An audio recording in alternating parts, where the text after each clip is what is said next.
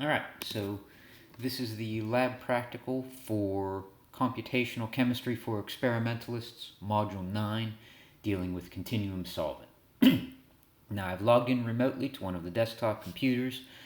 I've got GaussView up and running, set up from the command line so that the environment variables are right, and I've prepared an Excel spreadsheet to collect my results. Now what we're going to do today to illustrate the importance of solvent effects is we are going to calculate K sub W 10 to the minus 14th, the pKa of water. And we're going to look at the dissociation of water into H plus and OH minus, and look at some explicit solvent models for that process. And we're going to show just how big of an effect solvent can have. So I'm going to start out. I'm going to choose a level of theory that's going to match what you're going to use in the lab report because it matches what's in the paper that we're using for reference for this. So first I'm going to do a calculation on water.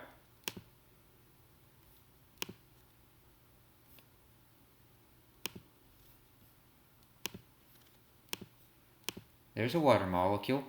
I'm going to calculate, do a geometry optimization plus vibrational frequency because I'm going to want model Gibbs free energies. The method I'm going to use is DFT with a different DFT function now that is for some reason not on this list.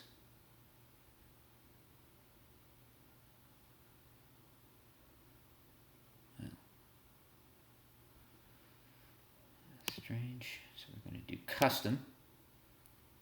I'm going to put an additional keyword PBE1 PBE, which is the Gaussian way of writing the PBE 0 that we talked about before.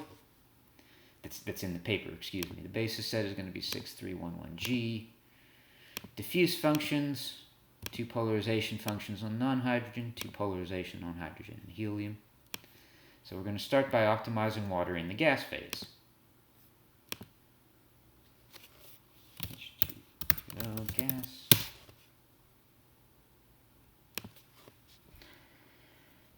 This calculation will run relatively quickly. And we're going to be just looking at very small molecules for this section. So first I'm going to set up the gas phase calculations, and then after that I'll talk about the solvent model. Just as an aside, so we're going to default solvent and SND solvent. There's two different models that we're going to use for continuum models for solvent. Okay. So the job is done. We'll open the log file. We'll ignore that. There's always that problem for looking at frequency calculations, so let's just go and look at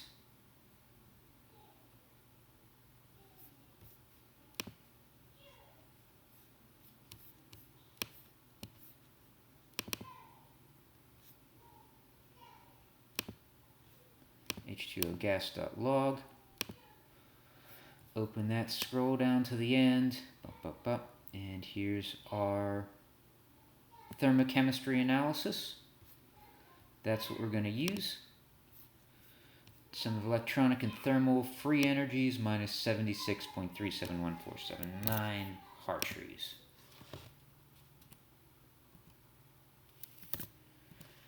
For H plus, if we did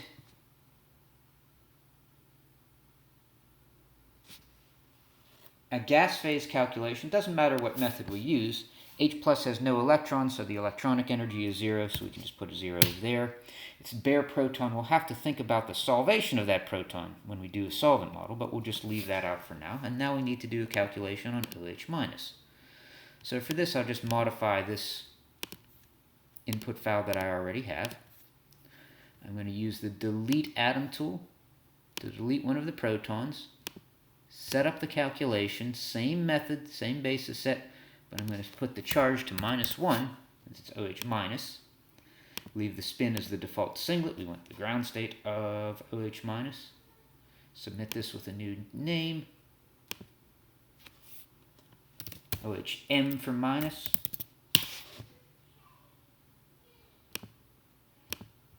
Run this job.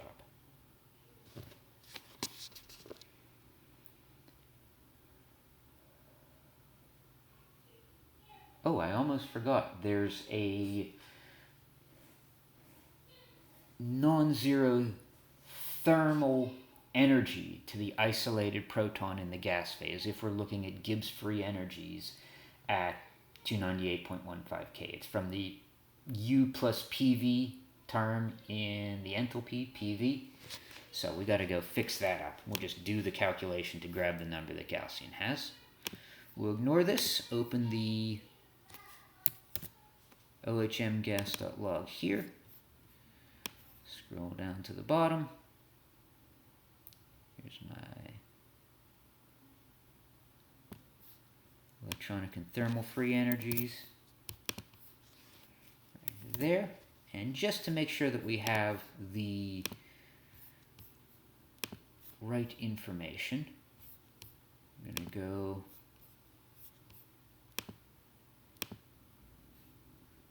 hm.gas,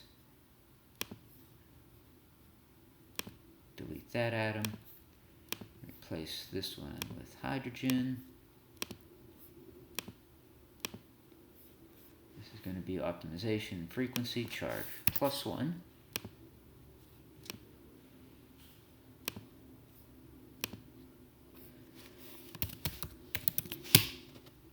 Gaussian will do all of this correctly, hopefully. We'll just accept, yes, there's no electronic energy for this system. We'll just crank through, yes, the geometry is optimized. The vibrational frequencies are not really relevant.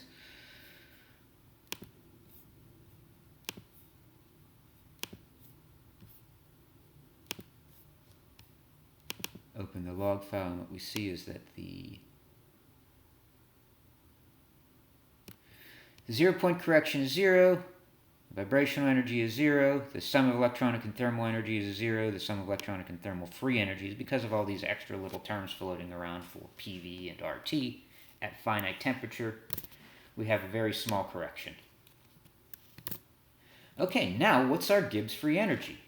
Our difference in Gibbs free energy is a conversion factor from Hartree to kcal per mole times the Gibbs free energy of the products, H plus and OH minus, minus the Gibbs free energy of the reactant. And pKa is equals minus Gibbs free energy change divided by 2.303 times R in kilojoules per mole per K times T. The pKa of an isolated water molecule in the gas phase is not 14. It's minus 283. Because the Gibbs free energy change for removing a proton from water is actually from H2O, the Gibbs free energy change is actually quite large in the gas phase. So this has no real relation with the pKa of 14 that you'd expect in water. So now let's go on and do the main focus of what we're doing, the solvent. So I'm going to start, since I have this calculation already finished, I'm going to start with what is the energy in solvent. So I'm going to set up a calculation here. It's going to be the same optimization frequency. This is just going to be on H+. And now there's a new tab over here called solvation. I click on that, and I say that my model is going to be the default. We're going to use either default or SMD. And the solvent is going to be water. So each of these solvent models has some parameters programmed into it. They change the parameters for different solvents. So we're going to use the default parameter set for water. So we're going to run this job. New input file, HP water.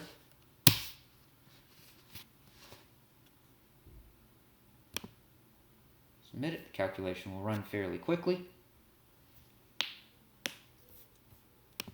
Close some of these while we're at it.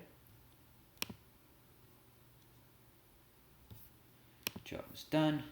We won't bother opening it. We'll just open the log file here. hpwat.log. And what do we get? Well, what we get is that,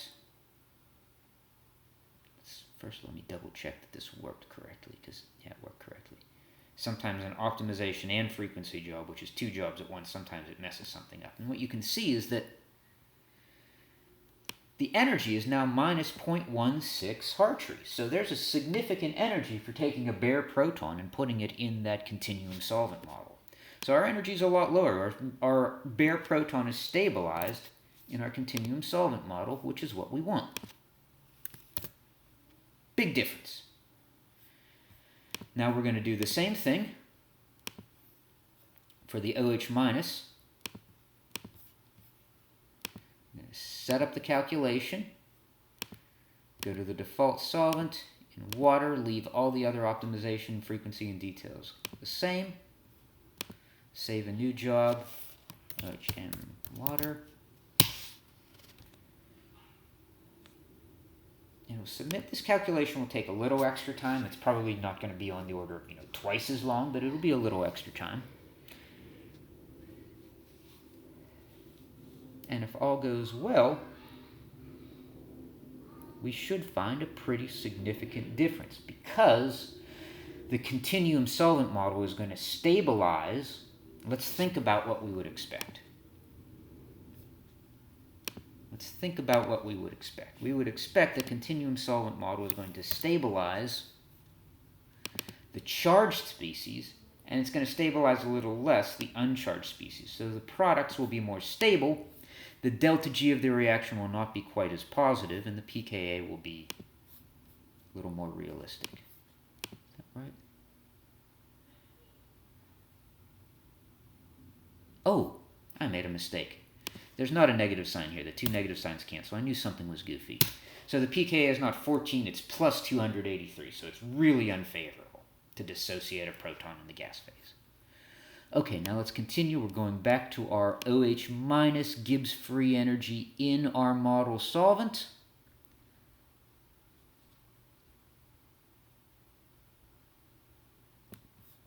Minus 75.877. Significantly more negative. Again, the solvent stabilizes the charge. We'll just open here our H2O in the gas phase. Set up a new calculation with, again, the default water solvent molecule model.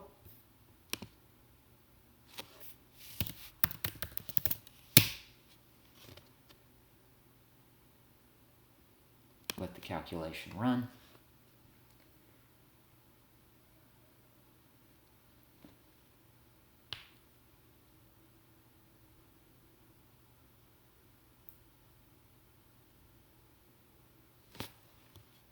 And the last thing that I'll do, default solvent experiment for proton, because this is what you're going to do. Okay, that job is done. You won't bother opening the log file.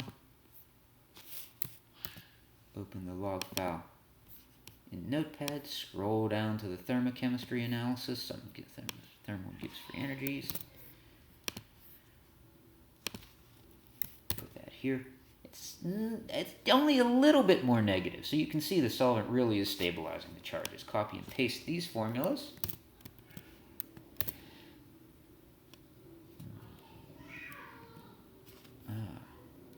Mistake there.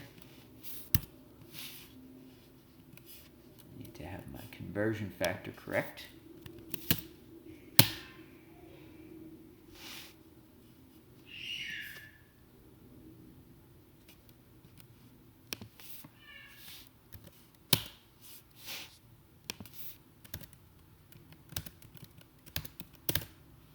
Fix up those two formulas. Aha! Okay, now my pKa is not plus 283, it's plus 150. It's still a lot larger than plus 14, but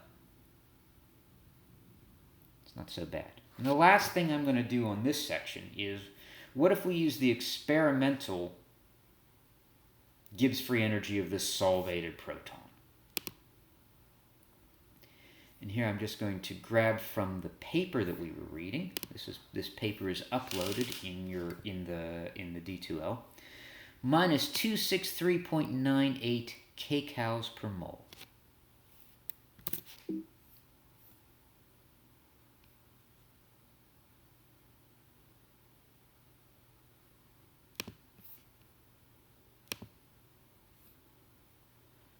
I'm just going to plug that in here.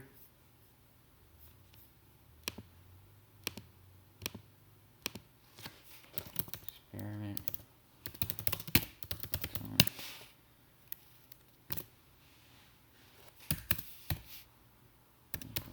8 kcal per mole. I have to back convert that to Hartree.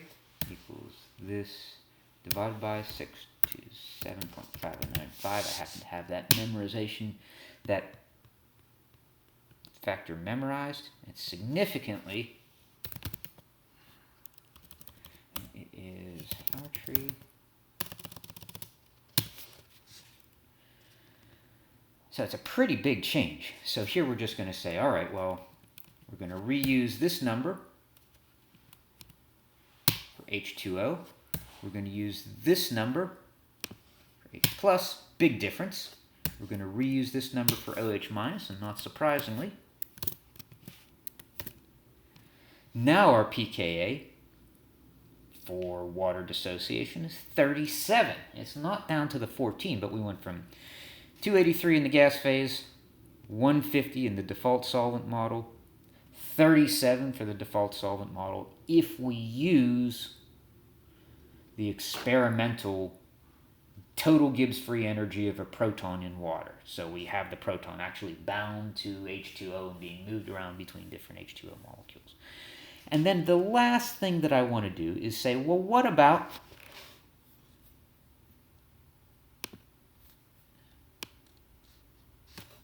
H plus OH, H2O.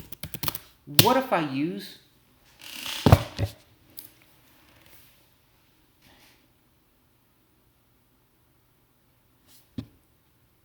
a model solvent molecule that says, all right, I have a water molecule, an extra water molecule that in the reactant it's just floating around free, but in the product it's bound to the OH minus. Now I'm going to go and reopen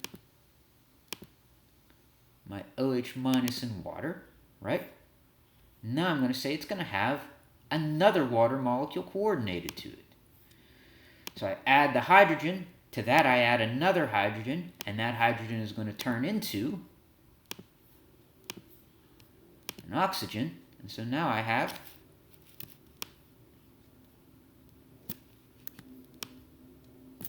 something like that, where I have an OH minus bound to an H2O. I'm going to have to break symmetry here a little bit, just in case there's going to be an issue. Just stretch that bond out a little bit. And now I'm going to calculate that molecule. Still charged -1, which is good. OH, H2OM. This will take a little extra time.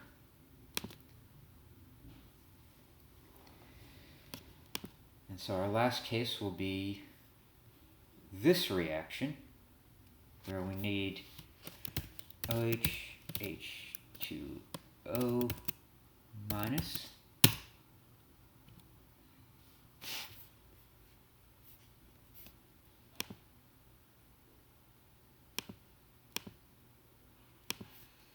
okay, so for this reaction, the energy of water is going to be the same, 2H2O. Actually, we're going to do 2 H2Os, so that's going to be twice this energy. We're going to do all of this in the default solvent with the experiment for proton. So that's the energy of 2 H2O molecules, not bound together. H plus, we're going to use the same experimental Gibbs free energy of the proton that we had before. And now the last thing we need is this piece. Once we get that, we can get our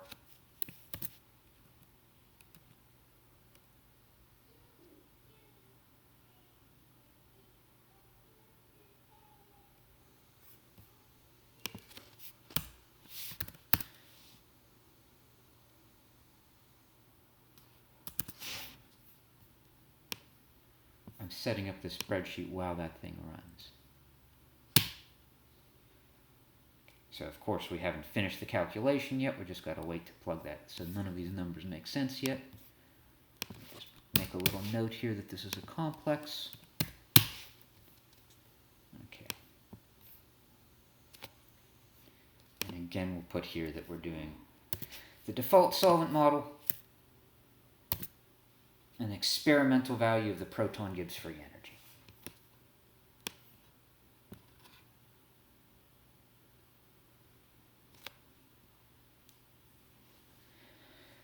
Just as an aside, what we're doing here is we're doing a two-component model for the solvent. We're saying, well, the solvent around OH minus has two pieces. One piece is this continuum model, and the other piece is a single explicit water that's bound to the OH minus. And I talk about in the notes about how continuum and explicit solvent models both have different strengths and weaknesses.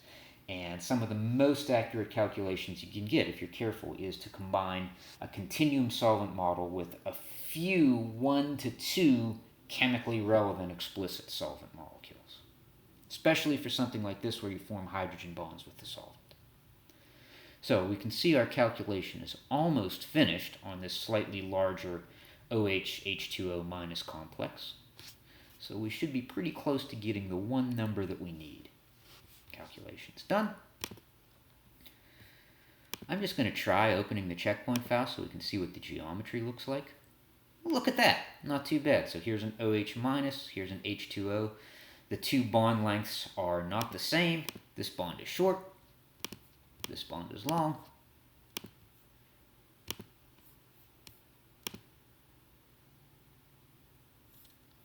Go in our log file. Open our log file, scroll down to the thermochemistry analysis and get our approximate Gibbs free energy.